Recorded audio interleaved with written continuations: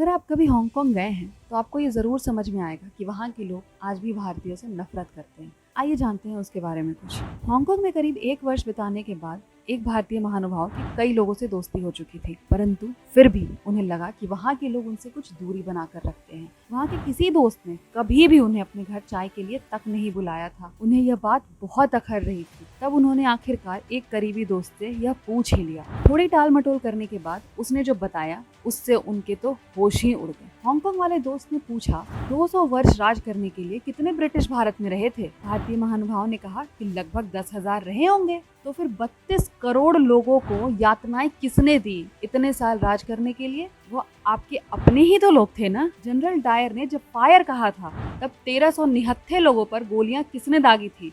British सेना तो वहाँ नहीं थी ना। क्यों एक भी बंदूकधारी पीछे मुड़कर जनरल डायर को नहीं मार पाया था? फिर उसने उन भारतीय महानुभाव से कहा कि आप यह बताओ कि कितने मुगल भारत आए थे, उन्होंने कितने वर्ष तक भारत पर राज किया और भारत को गुलाम बनाकर रखा, और आपने ही अपने ही लोगों को धर्म परिवर्तन करवाकर मुसलमान बनाकर आपके ही खिलाफ खड़ा कर दिया, जो कुछ पैसे के लालच में अपनों पर ही अत्याचार करने लगे, अपनों के साथ ही दुराचार करने लगे। आपके अपने ही लोग कुछ पैसे के लिए अपने ही लोगों को सदियों से मार रहे हैं।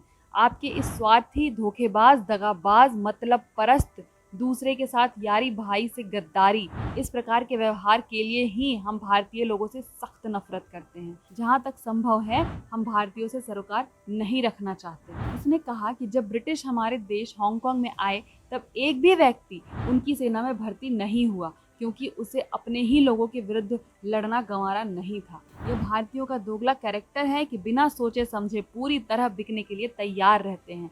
आज भी भारत में यही चल रहा है।